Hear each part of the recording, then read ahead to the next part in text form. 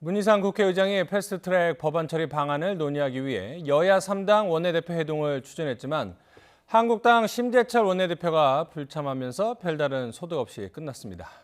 민주당이 내일 패스트트랙 본회의 상정을 예고하면서 정치권에 다시 전운이 고조되고 있습니다. 나이트 포커스 양지열 변호사, 김병민 경희대 개건교수 두 분과 함께하겠습니다. 안녕하세요. 안녕하세요. 자, 내일 패스트트랙 법안을 모두 일괄 상정하겠다라면서 뭐 자유한국당은 내일이 13일 금요일이니까 13일에 금요일이다 뭐 이렇게까지 얘기를 하고 있는데요.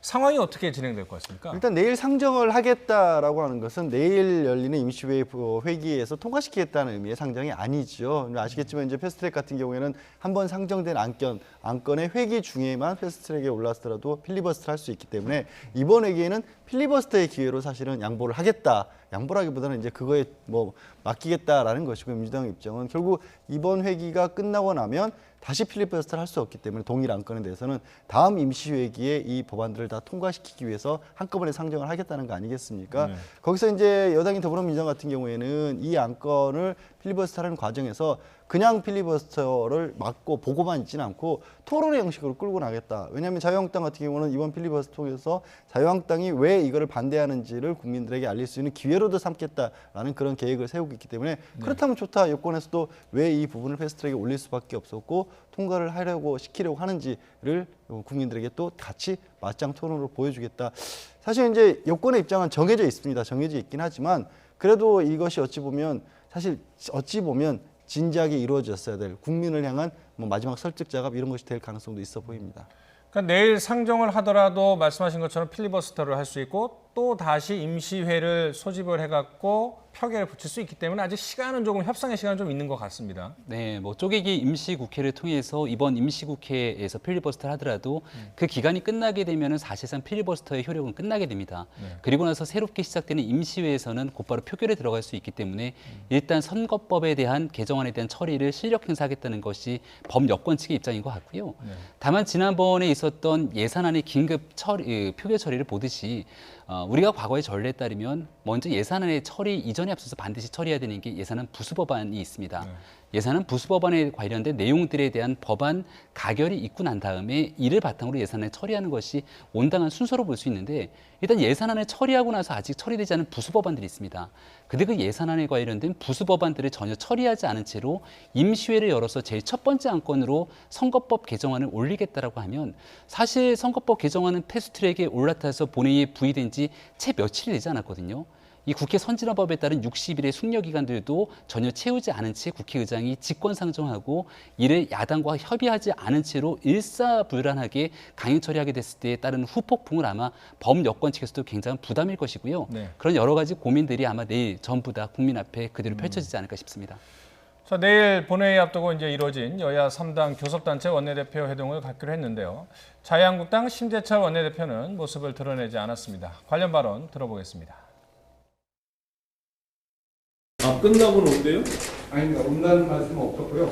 우리 의장님께 회동을 하고 있을 테니 오실 수 있으면 오시라고 얘기했습니다. 그게 뭐야? 그쪽은 일단 안 온다고 못 온다고 얘기했습니다. 좀 이제 검토하겠다고 말을 했다가 다시 못 온다고 그랬다가 올 거를 검토하겠다고 다시 통보가 제 왔대요. 근데 요청 분위기가 뭐 좀 입장을 좀 해봐라는 쪽으로 가면 오실 것 같고 강경으로 나가면 아마 못 오실지도 모르겠어요.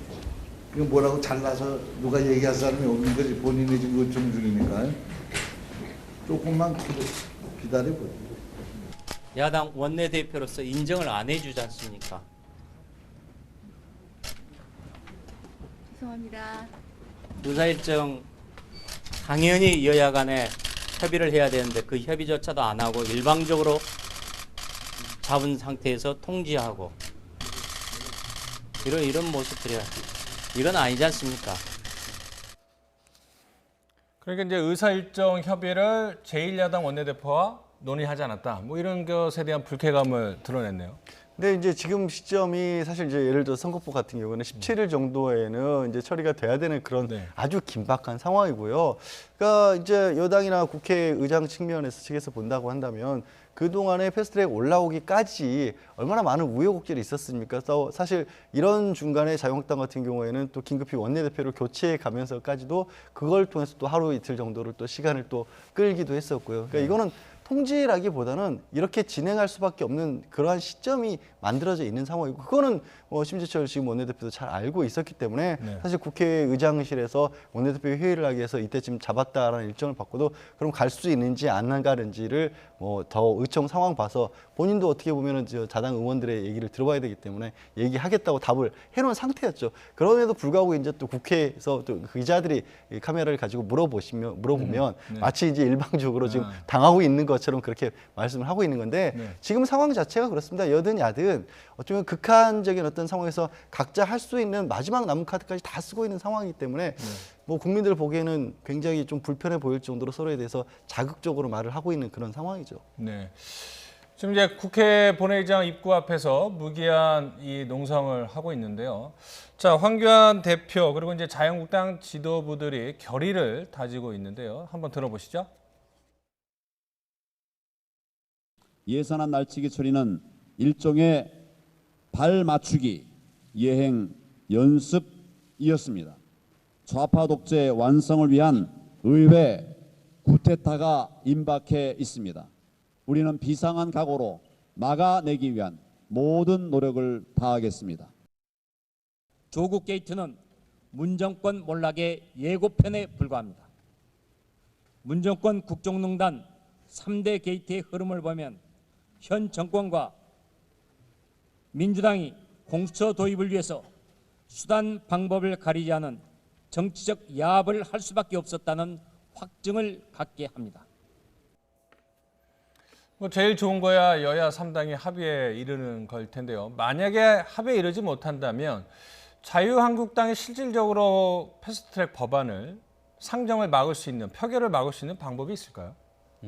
물리적인 방법이 아마 없을 거라고 생각하는 분들이 많은 것 같습니다. 현재로서는 한 번의 임시회는 불가능하지만 또다시 쪼개기 임시회 등을 열게 되면 결국은 처리할 것이다라고 하는 전망들이 좀 우세한 상황이고요. 국회 선진화법에 따라서 지난 4월 달에 있었던 국회 모습에서 보듯이 물리적으로 막으려고 하더라도 결국은 최종적인 이 가결 절차를 막지는 못했던 상황들이 존재합니다. 다만 한국당이 할 수 있는 방법은 역대로 여야가 합의되지 않은 채로 게임의 룰인 선거법을 강행 처리한 전례가 없는데 앞서 제가 설명드렸던 것처럼 사실상 국회 선진화법에서 규정되고 있는 최소한의 숙려 기간도 다 채우지 않고 국회의장이 직권 상정하고 이를 날치기에 준할 정도의 처리를 하게 됐을 때 따르는 후폭풍을 과연 어떠한 식으로 감당할 수 있을 것인가에 대한 국민적 호소, 아마 이런 측면들이 조금 남아있지 않을까 생각이 됩니다. 그리고 실제 만약에 지금 얘기가 나오고 있는 것처럼 연동형을 골자로 하는 선거제도 개편안이 통과가 되게 됐을 경우에 한국당은 이걸 받아들일 수 없다라고 얘기를 하게 되면서 한국당은 지역구 선거를 그대로 치르되 비례대표를 전용으로 하게 되는 위성정당을 만들어서 비례대표는 전부 이 위성정당을 찍어주세요라고 호소하게 된다면 오히려 이 연동형 비례대표제를 골자로 한 선거제도 개편안이 민주당에게는 독이 될 수 있는 측면이 될 수도 있거든요. 그러니까 국민적 여론이 어떻게 돌아가고 있는지가 최대의 변수기 때문에 한국당 입장에서는 마지막 협상을 하게 되는 카드를 한번 꺼내들지 아니면 마지막까지 피해자의 모습을 보여주게 되면서 국민적 여론에 호소하게 될지에 대한 두 가지 판단만이 남았다고 봅니다. 위성정당 말씀하셨는데 정확히 어떤 거고 그게 실현 가능성이 있는지 좀 설명을 해주시죠. 그러니까 사실 지금 민주당 같은 경우에는 이 연동형 비례대표제를 골자로 선거제도를 개편하게 되면 위성정당을 만들 수가 없을 겁니다. 이 위성정당이라는 건 자유한국당의 모습은 그대로 있는 겁니다. 지역구 선거에서는 그대로 치르게 되는데 비례대표 선거를 할 수 있는 예를 들어서 자유한국당의 친구정당 같은 정당 하나를 만들어 놓는 것이죠. 그럼 자유한국당에서는 비례대표를 한 명도 내지 않고 지금 이 연동형 비례대표제를 골자로 한 선거제도 개편은 우리 국민들이 합의하지 않은 제도이기 때문에 여기서 비례대표의 후보는 전부 이 위성정당을 찍어주세요라고 한다면 한국당이 과거에 얻었던 비례대표 득표율을 계산해 보건대 지역구의 의석을 내지 않으면서 비례대표에서 20석이 넘는 득표를 거두게 되는 위성정당이 나타나게 된다면 오히려 정의당이나 군소정당에게 표가 가는 것이 아니라 지역구는 자유한국당이 그리고 연동형 비례대표제의 모든 혜택은 위성정당인 위성정당이 가져갈 수도 있는 것이거든요. 하지만 민주당 입장에서는 여기에 대해서 본인들이 했던 명분이 있기 때문에 이런 일을 할 수가 없을 겁니다. 그러니까 사실상 어찌 보면 꼼수적인 제도라고도 볼 수 있을 텐데 네. 최악의 경우로 서로가 치닫게 된다면 이런 상황까지 도래할 수 있다라고 하나의 경우의 수를 볼 수 있어서 네. 마지막까지 과연 어떠한 식으로 여야가 협의를 하면서 이 문제를 끌고 갈 수 있을 것인가에 대한 고민들이 좀 되지 않을까라고 저는 생각이 됩니다. 뭐 별의별 이제 아이디어가 다 네. 나오고 있는 그런 상황인데요. 어쨌든 최근 여론조사 결과가 나온 걸 보니까 자유한국당이 석 달 만에 지지도가 30%대에서 20%대로 떨어졌다라는 그런 내용이 나왔습니다. 그러니까는 31.4%에서 29.3%로 떨어졌는데 이 20%대로 간 것이 3개월 만이라고 합니다. 자, 뭐 강경 투쟁을 하고 있고 공수처나 선거법에 대해서 이런저런 얘기를 하고 있는데 뭐 지지도는 그렇게 올라가지는 않고 있군요. 그러니까 지금 뭐 패스트트랙의 막바지에 이르렀을 때 네. 지금 뭐 법적으로는 할 수 있는 게 없기 때문에 자유한국당은 뭐 강경투쟁이라는 이름으로 또 농성 같은 걸 하고 있고 뭐 삭발이나 단식 계속해서 봐왔지 않습니까? 그런데 이게 뭐 여러 번 지적하는 것처럼 삭발이나 단식 같은 경우는 달리 할 수 있는 방법이 없는 뭐 굉장히 사회적 약자라고 해당한다거나 아니면 뭐 정당으로 치면 아주 좀 소수 정당이라든가 네. 이런 곳에서 그리고 또 사안 자체가 글자 그대로 이 당의 어떻게 역할을 맡은 대표나 당직자들이 그 정말 뭐 나의 어떤 뭐 생명과 안전을 걸고 할 만한 그런 것을 했었을 때 국민적 공감도가 굉장히 끌어가는 그런 네. 역할을 하는 거 아니겠습니까? 네. 여론의 탄력을 받기 위해서 하는 것들인데 네. 지금 보고 있는 지지율을 보게 되면 여론의 탄력을 전혀 못 끌어내고 있다. 그렇게 한다면 지금 아까 제가 말씀드린 것처럼 그나마 자유한국당에서 할 수 있는 게 필리버스터를 통해서 국민적 지지도를 조금이라도 올려보는 것들 그리고 국회에서 농성을 통해서 어떻게 보면은 피해자다운 모습 같은 걸 보여줘야 되는데 거기에 대해서 공감하는 국민들이 그만큼 많지 않다. 네. 오히려 저 얘기는 자유한국당을 지지하는 분들 중에서도 저거를 반대하는 저 상황은 맞지 않다고 생각하는 분들이 있거든요. 저런 모습이 마침 공교롭게 지금 이제 막바지에 어떻게 보면 패스트트랙 단계에서 나왔기 때문에 여당으로서는 뭐 여당과 뭐 4+1 협의체에서는 밀어붙일 수 있는 어떤 결과가 될 수가 있을 것 같고 야당으로서는 글쎄요 저 결과만을 가지고 또 접을 수는 없기 때문에 네. 어찌 보면 진퇴양난을 만들어낸 결과가 아닐까 싶습니다. 자, 뭐 이러는 사이 이제 보수 대통합 얘기는 잠시 잠잠해지고 있습니다.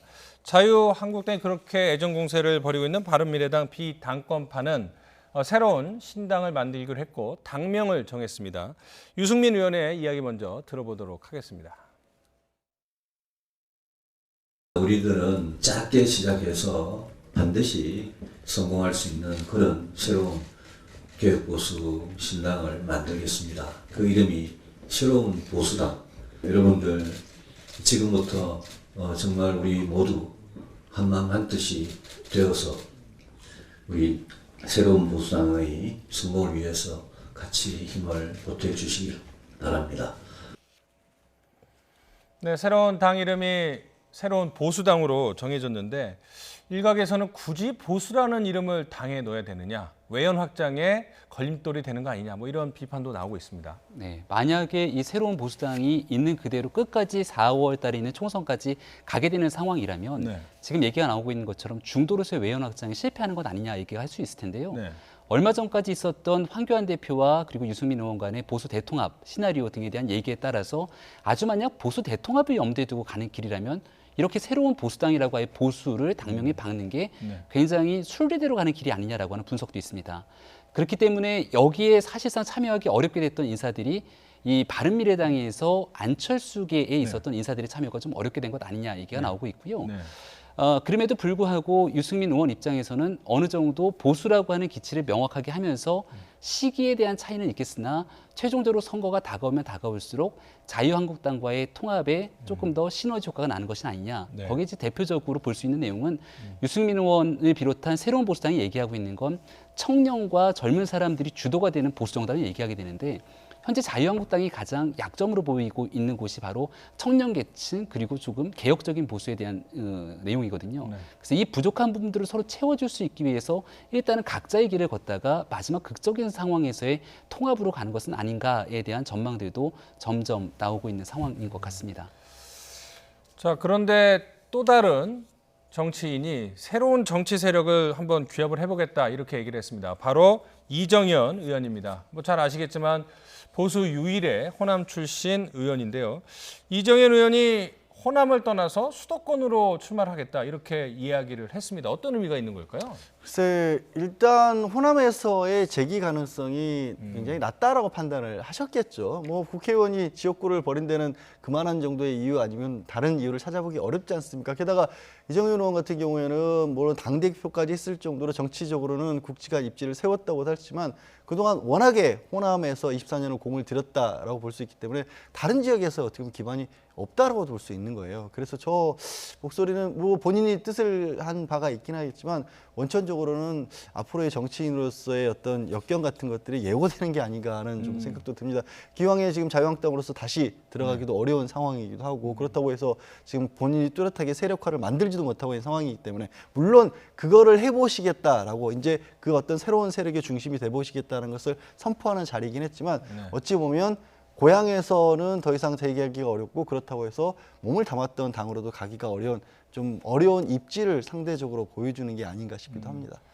그러니까 이제 그 여당 프리미엄을 갖고 불모지나 마찬가지였던 호남에서 국회의원이 됐지만 지금 전국 상황이나 정치 상황을 봐서는 이제는 더 이상 당선이 힘들어서 차라리 지역구를 바꾸는 것이 좋고 그 명분으로 새로운 정치 세력 규합이다. 뭐 이런 분석을 하셨는데 뭐 그렇게 봐도 될까요? 아마 이정현 의원이 정치를 좀 길게 보고 저는 수를 둔 게 아닌가라는 생각이 들거든요. 이번 총선에서 어떠한 방법으로 선택지를 하든지 간에 호남이라고 하는 지역구를 두고선 다른 곳에 출마해서 당선될 가능성은 높지는 않을 겁니다. 하지만 정치를 좀 길게 보는 관점에서 봤을 때는 이번에 수도권에 출마해서 어느 정도 뿌리를 내리게 된다면 이번 선거가 지나고 나서 그 다음번에 선거가 왔을 때는 박근혜 전 대통령의 굴레에 남아있는 당대표 이정현이 아니라 새로운 정치 깃발을 들고 한 번 수도권에서 실패했던 이정현의 깃발을 바탕으로 한 번 더 할 수 있지 않을까라는 생각을 한 그런 정치적 판단이라고 저는 생각을 하거든요. 이정현 의원이 호남에서 당선됐을 때도 아마 보궐선거로 당선됐던 기억이 납니다. 그래서 이번 선거가 아닌 그 다음번 그리고 계속돼서 이어질 수 있는 정치 역정 속에서 호남에서 당선됐을 때는 사실 지역구가 1위를 굉장히 잘하는 의원으로 정평이 나 있기 때문에 그러한 활동을 지역 서울 수도권에서 하게 된다면 어느 정도 승산이 있다 판단하고 프레임 전환에 좀 나서려고 하는 시도가 아닌가라고 생각이 됩니다. 두 분의 말씀을 다 합친 것을 생각하지 않았을까라고 그런 생각도 드는데요. 자, 그런데 이 문희상 국회의장이 앞서 돌발 영상에서도 보셨지만은 뭐 지역구 세습 이 논란에 휩싸였거든요. 그거 어떻게 봐야 될까요? 지역구 세습 논란에 휩싸였다기보다 그날 국회에서 자유한국당 의원들이 사실 정말 꺼내지 않았어야 할 얘기들을 꺼낸 게 아닌가. 그러니까 그렇죠? 저런 식으로 어떻게 보면 이제 얘기가 나온 것 자체가 아들 공천이라는 얘기가 문희상 국회의장이 예산안을 상정하고 처리하는 과정에서 그걸 막는답시고 자유한국당 의원들이 꺼낸 얘기였고 거기서 이제 뭐 의장실 찾아가서 뭐 이름까지 직접적으로 불러가면서 막말에 가까운 얘기도 했었고 그리고 나와서 토론에 좀 차라리 그러면 의견이라도 제시를 해라고 했었을 때 의견 제시도 안 했고 결정적으로 이제 오늘 언론에 뭐 보도된 걸 보면 그날 이제 예산안 수정안을 이제 자유한국당에서 우리는 이쪽으로 가야겠다고 들고 왔는데 막상 수정안의 내용을 보면 자꾸 몇 개 바꾼 정도의 수준이라서 이걸 수정을 하기 위한 수정이 아니라 그냥 시간 끌기용 수정이었다라는 게 문희상 의원이 의장으로서 그렇게 받아들일 수밖에 없었다는 거 아니겠습니까? 그런 논란의 과정에서 불거진 거라서 저는 세습 논란이라기보다 오히려 자유한국당이 앞으로 어찌 보면 패스트트랙 과정에서 그래도 중요한 키를 쥐고 있었던 문희상 의장과 돌아설 수 없을 만큼 그냥 돌아서 버린 일을 만든 것이다라고 봅니다. 어쨌든 이제 공천을 받으려면 당내 경선 과정도 거쳐야 하긴 하지만 국회의장 아버지를 둔 프리미엄으로 그 같은 지역구에서 유리한 국면을 이끌고 그런 것 때문에 또 문희상 의장이 예산안 처리나 이런 거에 적극적이지 않았냐라는 것이 이제 자유한국당의 주장 아니겠습니까? 인과관계는 다 차치하고서라도 저는 더불어민주당이 굉장히 뼈아픈 대목이라고 보는데요. 조국 전 장관 사태를 겪으면서 더불어민주당이 가장 공격을 받았던 게 공정과 정의에 대한 이 위선적인 모습이다라는 평가 아니었겠습니까? 지금 이 문희상 의장의 아들이 그 지역 의정부 갑쪽에서 상임 부위원장, 민주당의 상임 부위원장직을 맡고 있다고 하는데 아버지에 대한 후광 이런 부분들이 없이 본인 스스로의 노력만으로 과연 그러한 애들이 가능했겠는가라고 하는 평가들이 분명히 뒤따를 수 있을 겁니다. 따라서 여기에 만약 뭐 경선 등에 대한 여러 가지 내용을 뚫고 공천을 받더라도 결국 아버지가 굉장히 오랜 기간 동안 조직을 닦아놓은 상태에서 거기에 대한 영향력이 없다라고 얘기할 수가 없는 상황일 겁니다. 따라서 만약 문희상 의장의 아들이 정말로 정치를 통해서 본인의 꿈을 이루고 싶다면 아버지의 지역이 아닌 다른 지역을 통해서 자신의 정치적 꿈을 펼쳐나갈 수 있을 건데 굉장히 오랜 기간 동안 의장이 활동했던 지역을 국회의장까지 해서 정계를 은퇴하고 자신의 아들이 할 수 있도록 길을 닦아준다는 것은 아마 최근에 있는 청년들이 바라보게 되는 공정의 가치에 정말 위배되는 상황이 아닐까에 대한 그런 고민을 민주당이 저는 할 것 같다는 생각이 듭니다. 알겠습니다. 그럼에도 불구하고 예. 이게 어떻게 보면 네. 그러니까 정치권이 요즘 참 많은 금도들을 깨고 있는데 그러니까 자녀가 뭐 대학이나 뭐 취업을 한 게 아니라 지역구라고 하는 것은 이 주민들의 선택을 받는 것입니다. 그러니까 선출직 공무원이잖아요. 이거는 물려준다고 해서 물려줄 수 있는 건 아닌 겁니다. 그리고 사실 국회에서 우리 국회 역사가 아주 길지는 않지만 그런 식으로 해서 지역구를 물려받은 분들도 상당수 계시거든요. 그러니까 이런 식으로 서로 그 어떻게 보면 안쪽에서 좀 넘지 말아야 될 선, 꺼내지 말아야 될 얘기들까지 꺼내가면서 정치 공세를 하는 것은 이것도 또 바람직하지는 않아 보입니다. 네, 알겠습니다. 예.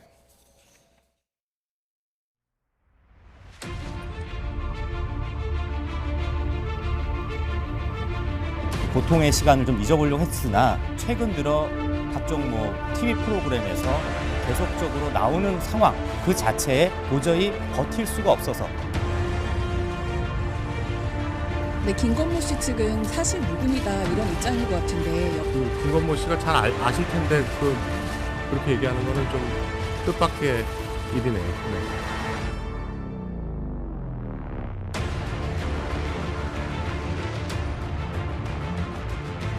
김건모한테 맞았다고? 네네네. 그래서 어떻게 하셨어요? 병원 가라고 그러셨어요? 아니면? 너무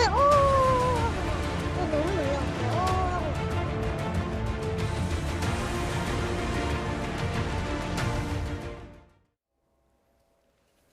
네, 가수 김건모 씨를 둘러싼 의혹 제기들이 계속 이어져 오고 있는데요. 처음에는 이제 성범죄 피해자가 나왔고요. 이번에는 폭행 피해자가 나왔는데요. 이거 좀 오래전 일이긴 합니다만 당시 상황을 상당히 구체적으로 좀 이야기를 한 것 같습니다. 예, 그렇습니다. 이제 피해를 입었다라고 하는 여성이 있고 또 그 피해에 대해서 어떻게 이제 그 상황을 목격했다라는 그런 부분도 있고 저 내용 같은 경우는 이제 당시 치료를 받은 내역 같은 것도 가지고 있다고 합니다. 그런데 다만 이게 꼭 구별을 해야 될 부분이 있는 게 2007년도에 있었던 폭행 같은 경우에는 상당히 구체적인 진술이나 증거라든가 이런 것도 있지만 막상 이 부분은 공소시효도 지났고 사실 그 당시에 어떤 식으로 뭐 합의 같은 게 있었는지를 밝히기 어려운 상황이에요. 근데 2016년은 지금 문제가 되고 있는 건 2016년에 있었다고 하는 성폭행과 관련된 부분이거든요. 물론 2007년도에 있는 것도 사실이라고 한다면 김건모 씨가 잘못된 행동을 한 건 맞지만 그게 2016년에 있었던 성폭행과 바로 연결되는 건 아니거든요. 근데 이게 마치 그냥 연장선상에 있는 것처럼 이렇게 좀 의혹으로 부풀려 증폭이 된다고 할까 이런 부분만큼은 좀 구별을 해서 좀 봐줄 필요는 있다. 왜냐하면 2016년에 있었던 일과 관해서는 구체적인 내용이 나온 게 전혀 없어요. 그래서 과연 이 부분들이 정말로 사실관계에 얼마나 맞아 떨어질지 실제로 피해 있을지 이런 것들은 이제가 시작된 것이기 때문에 2007년도 폭행이 상당히 구체적인 내용이 나온다고 해서 2016년으로 바로 연결시키는 것은 무리다라고 말씀드리고 싶습니다. 지금 이 강용석 변호사로 대표되는 유튜브 채널 가로 세로 연구소라는 곳이 있는데 여기서 이제 성폭행 피해자와 이 별도로 폭행 피해자가 있다 이렇게 추가를 폭로를 했습니다. 이 또 폭행 사건을 목격했다고 주장하는 유흥업소 관계자와의 인터뷰도 진행을 했는데 먼저 한번 들어보시죠. 가족은 내 속도 모르고 그 미우새 보면서 자꾸 즐거워하고 좋아하고 그런 장면도 계속 보면은 괴롭고 TV 돌려도 제 방송 자꾸 나오고 너무 저한테 고문이었어요 그 시간이. 네, 빈룸에서 그 김건모 파트너랑 언쟁을 벌리다 그 여자랑 저랑 싸우고 있었거든요.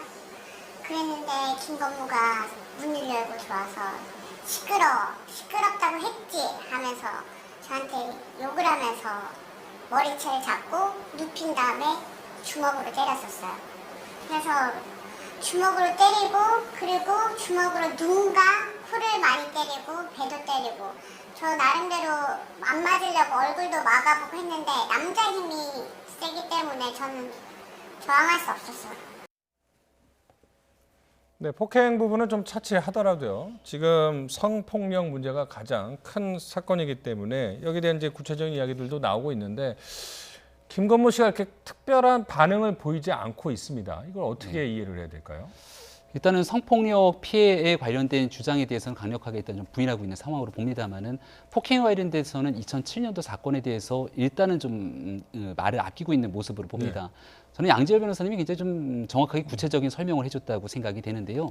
2007년도에 있었던 얘기에 대한 피해자의 진술이 좀 굉장히 구체적입니다. 그리고 안아골절 등에 대한 이 피해 증거 등에 대한 여러 가지 내용들을 이야기하고 있는 터라 아주 만약 주장이 있는 것처럼 당시의 사건들이 존재했던 것이 있고 뭔가 모종의 합의들이 있었더라면 김건모 씨 입장에서는 얘기하기가 굉장히 좀 껄끄럽고 부담스러운 상황이 아닐까. 그렇다면 왜 그와 같은 일들이 있었음에도 불구하고 세상에 알려지지 않았을까에 대한 여러 가지 궁금증이 커지게 되는 대목이기 때문에 여기에 대한 부분들이 이제 자연스럽게 2016년도에 있었다라고 하는 성폭행 사건과 또 연결이 될 수 있거든요.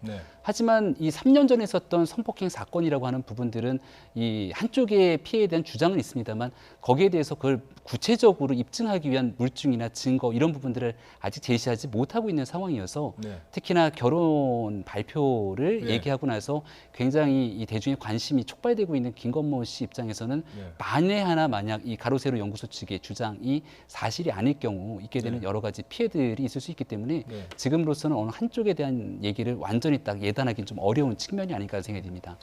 그러니까 이제 김건모 씨 입장이 성관계 자체가 없었다는 건지 있었으나 성폭력은 아니었다라는 건지 그거에 대한 구체적인 이야기가 지금 나오고 있는 건가요? 아니요, 전혀 없습니다. 그러니까 김건모 씨의 입장은 이게 그러니까 사실 무근이라고 하는 부분이 말씀하신 것처럼 무슨 일이 있긴 있었는데 뭐 합의라든가 아니면 뭐 이런 식의 얘기 자체가 아니라 도대체 무슨 말인지를 모르겠다라는 거예요. 그러니까 고소인이 누군지조차도 모르겠다. 그렇기 때문에 거기에 대해서 어떻게 얘기를 하는 것 자체가 지금으로서는 할 말이 없다라는 거고, 이거는 사실은 어찌 보면은 뭐 김건모 씨 말이 맞을 수도 있고 아니면 이 결국에는 이 경찰의 수사에 착수를 했기 때문에 이제 피해자가 직접 경찰에서 얘기를 구체적으로 들을 거 아니겠습니까? 저 인터뷰만으로 수사를 할 수는 없는 거기 때문에 그러면 그때 피해 사실을 구체적으로 얘기하면 그걸 가지고 경찰에서 아 이거는 신빙성이 있다, 어느 정도 구체성이 갖춰졌다, 더하기 혹시 모르지만 다른 어떤 정황 증거 같은 것들이 있더라면 이거는 김건모 씨를 소환해서 조사를 해볼 만하다라고 판단이 들었을 때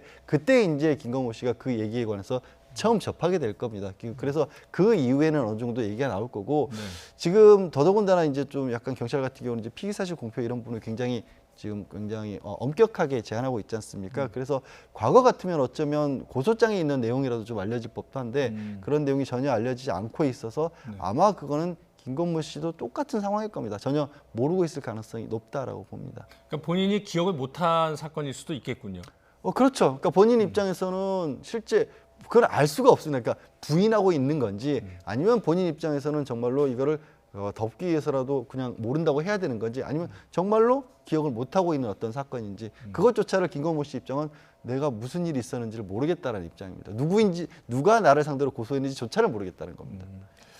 지금 뭐 최근에 이제 김건모 씨가 SBS의 미운 우리 새끼라는 프로그램에 출연하면서 뭐 제2의 전성기를 누리고 있다 했는데 앞으로 해당 방송에서는 이제 김건모 씨 편을 볼 수가 없다고 하면서 언론 보도를 보니까 이제 사실상 방송에서 퇴출됐다 뭐 이런 지적도 나오고 있는데 그렇게 봐도 될까요? 네, 일단 당분간은 경찰의 이제 수사가 속도를 내기 시작할 것이고 이러한 논란들이 증폭되고 있는 순간 방송에 나와서 이야기를 하는 건 좀 어려운 측면이라고 봅니다. 게다가 전국 투어 콘서트를 또 강행하고 있는 과정이 있었기 때문에 여기서도 모든 콘서트에 대한 전체적인 내용을 매끄럽게 다 이어가지는 좀 못했던 측면 때문에 많은 팬들 입장에서는 여러 가지 또 구설수에 오르고 있는 상황이기도 하고요. 방송이 만약 이렇게 좀 어느 정도 잡혀져 있고 녹화가 돼 있던 방송이긴 한데 이 가로세로 연구소 측의 처음에는 일방적인 주장이었을 수 있겠지만 이 내용을 면밀히 검토하고 나서 마지막으로 이 녹화됐던 방송을 틀지 말지에 대한 여부들을 고민해야 되는데 그것이 이제 방영되고 나갔던 이후에 논란들이 더 커졌던 상황인 것 같습니다. 그러니까 이게 어느 방송이든지 간에 과거에 녹화됐던 분을 바탕으로 급격하게 이슈가 됐던 주인공이 됐던 인사를 어떻게 방영할지에 대한 고민들이 있을 건데 여기에 대한 구체적인 가이드라인을 일단 좀 방송사 측에서 마련하는 것이 우선돼야 되지 않을까 싶습니다. 자, 다른 성폭력 관련 사건 알아보도록 하겠습니다. 여러분 혹시 기억을 하시겠지만은 곰탕집 성추행 사건이 있었는데요. 오늘 대법원의 유죄 확정 판결이 나왔습니다. 자, 그동안 논란이 있었는데요. 먼저 녹취 내용부터 들어보시죠. 이 사건에서는 피해자의 진술이 매우 자연스럽고 구체적이고 또한 수사와 재판 과정에서 중요 부분에 변화가 없었습니다.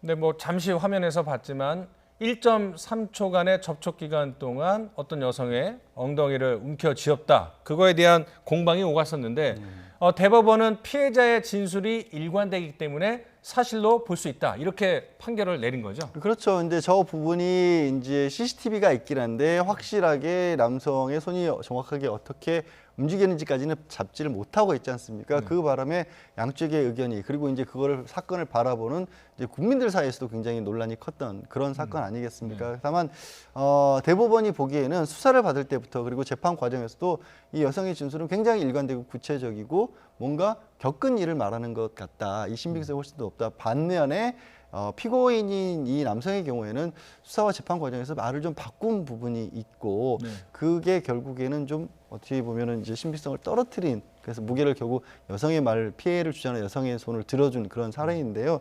다만 이제 처음에 굉장히 큰 논란이 됐던 것은 이 사안 자체가 이제 법정 구속까지 갈 것이냐라는 그런 상황이었기 때문에 그것도 하나의 논란의 축이었는데 2심의 상소심에서 집행유예로 바뀌어서 그 부분은 또 좀 뭐 수그러든 측면이 있죠. 그 현직 변호사시니까 이 논란 중에 말씀하신 것처럼 뭐 1.3초가 됐던 13분이 됐던 스쳐 지나가시 성추행을 한 것에 대해서 법정 구속을 하고 시형을 내린 1심 선고가 과연 합당했는지 과했는지 그거에 대한 논란은 계속 있어 왔거든요. 일상적인 판결과 비교했을 때는 어떻게 볼 수 있을까요? 통상적으로 봤었을 때 강제추행과 관련해서 그러니까 특히 뭐 일종의 범죄 경력이 없거나 할 때 그럴 때 이제 실형까지 선고되는 사례가 그렇게 많지는 않습니다. 다만 저 경우에는 아마도 뭐 1심 재판부가 봤을 때는 재판부 입장은 굉장히 확고한데 확실해 보이는데 굉장히 강력하게 부인을 하고 있다라는 부분 때문에 실형을 6개월이지만 선고하지 않았나. 죄를 뉘우치지 않았다. 그런 부분이 가장 강력하게 작용을 한 것으로 보입니다. 왜냐하면 단기 6개월을 하면서 실형으로 직접 구속까지 시키는 경우가 그렇게 흔하지는 않거든요. 그래서 지금 그 가해 남성의 아내는 청와대 청원 게시판에도 글을 올리면서 뭐 영상을 분석을 해봐도 그런 증거가 명확하지 않은데 피해자의 주장만 너무 믿는 거 아니냐 이렇게 억울함을 계속 호소를 하고 있고 여기에 동조하는 누리꾼들 의견도 상당히 있는 것도 사실입니다. 네, 청와대 청원 게시판에 굉장히 뜨거운 반응들이 있었고 또 이게 이제 남녀 간의 성대결 비슷하게 진행됐던 적도 있었던 것 같고 성인지 감수성을 굉장히 좀 높게 평가하면서 법원이 판결하게 되는 것 아니냐. 그러니까 피해자의 일관된 진술에만 너무 많은 비중을 두는 것 아니냐라고 하는 목소리도 굉장히 컸던 것 같습니다. 특히 검찰이 이 사건에 관련돼서 구형을 했던 게 벌금 300만 원을 구형했거든요. 그런데 1심에서 전격적으로 실형을 선고한 부분들에 대해서는 아마 이 내용을 지켜보면서도 여전히 의견들이 좀 엇갈리는 분들이 많이 있을 거라고 보는데 대법의 최종 판결이 나왔음에도 불구하고 사회적으로 굉장히 뜨거운 쟁점이 되지 않을까. 논란은 더 커질 수밖에 없는 상황으로 봅니다.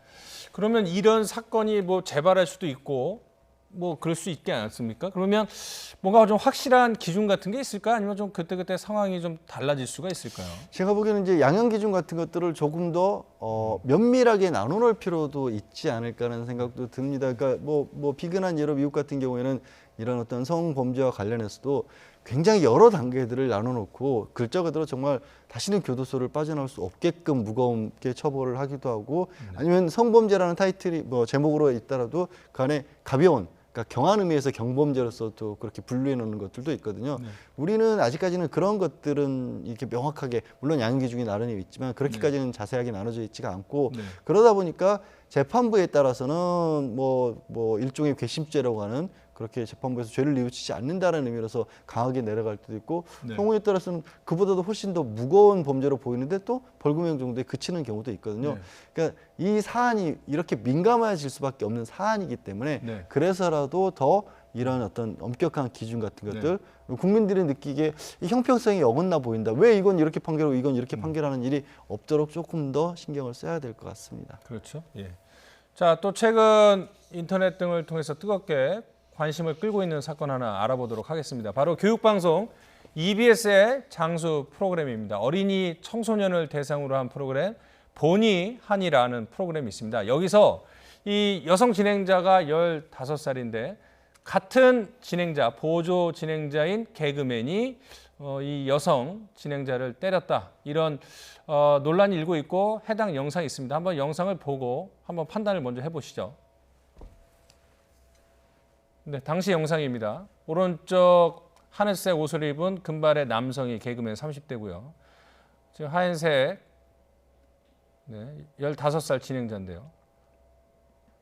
지금 앞에 있는 사람 때문에 가려서 직접적인 폭행이 있었는지는 보이지는 않습니다만 사실 소리를 키워놓고 보면 상당히 큰 퍽소리가 들렸기 때문에 소리만 본다면 폭행이 있었을 것으로 충분히 추정은 되나 이 가해 또는 피해 두 사람의 주장은 일단은 장난이었다 이렇게 얘기를 하고 있는데요.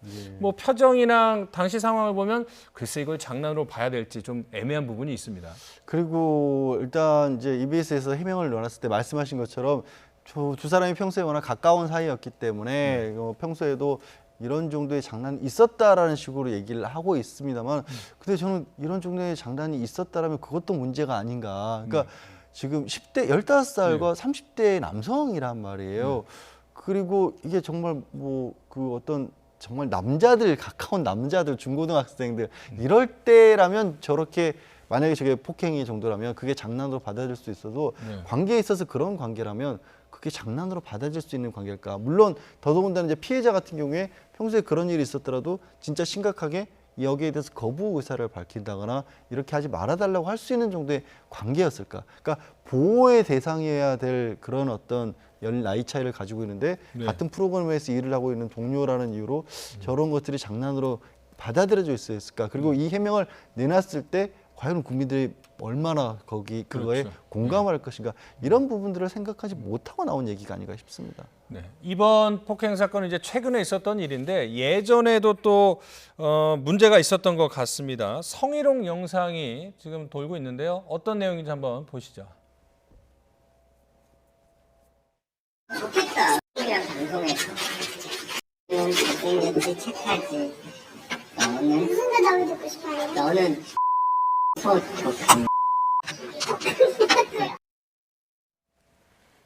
역시 보조 진행자 30대 개그맨이 아까 똑같은 동일한 피해자죠. 15살 여성 진행자에게 욕설을 하는 내용인데요. 소독한 X라고 했던 그 X는 여성을 비하하는 욕설인데요. 뭐 이거 역시 또 처음에 EBS가 친한 사이끼리 뭐 얘기를 했다고 하는데 미성년자한테 어른이 그 X라는 표현을 쓰는 거는 받아들일 수 없고 또 누리꾼들의 또 더 화가 난 이유는 교육방송에서 이런 일이 벌어졌다는 것이 더욱 분노를 자아내고 있거든요. 있을 수 없는 일이죠. 그 보니 하니 프로그램 같은 경우는 많은 어린 아이들이 좋아하는 프로기도 하고요. EBS 뭐 아침에 모여라 딩동댕부터 시작해서 번개맨부터 얼마나 많은 아이들이 시청하면서 다 좋아하는 프로입니까? 물론 일부는 또 유튜브 영상에서 있었기 때문에 조금 다른 차원이라고는 얘기는 합니다만은 전혀 여기에 대한 자각들이 없었던 것 그리고 이에 대해서 대응하게 되는 방송국의 문제도 심각하게 대두되고 있는데 그래서 최근에 이 누리꾼들에게 굉장히 회자되고 있는 게 바로 영화 우리 집의 촬영 수칙입니다. 아역 배우들을 대상으로 굉장히 영화를 찍게 되기 때문에 여기에는 우리 집 촬영 수칙에서 어린이 배우들과 함께하는 성인분께 드리는 당부의 글이라는 것들을 다 배포하게 되고 어린 아역 배우의 머리가 조금 흐트러져서 만져줄 때는 어떻게 이야기를 해야 되는지 등에 대한 아주 세밀한 것까지 다 정리가 돼 있다는 겁니다. 하물며 교육방송인 EBS에서는 이런 모든 일들을 세심하게 해야 되는데도 불구하고 앞서 양재 변호사님이 얘기했던 것처럼 아니 이런 일들이 너무 자연스러웠다면 그동안 도대체 EBS 안에서 무슨 일이 있었던 거야 라고 하는 이 누리꾼들 시청자가 볼 수 있는 굉장히 불편한 이런 문제제기가 가능하기 때문에 여기에 대해서 관련된 사람들에 대한 책임 소재가 더 뜨거운 감자로 떠오른 것 같습니다. 근데 이 사건이 이제 알려지면서 교육방송 EBS의 그 대응을 보면은 더 분노를 자아낼 수밖에 없어요. 심각성도 잘 모르는 것 같고 EBS 교육방송으로서의 어떤 책임, 역할 이런 거를 좀 망각한 것 같다는 생각도 좀 듭니다. 어떻게? 네, 그렇습니다. 그러니까 처음에 해명을 나왔을 때 이제 그렇죠. 이게 가해자 입장의 얘기를 했던 거예요. 장난이었다. 평소에 친한 사이였다. 근데 그 해명 안에 피해의 사실 저는 아이라고 제 입장에서는 아이죠. 15살이면. 그러니까 피해 여성의 얘기가 안 들어가 있다라는 거죠.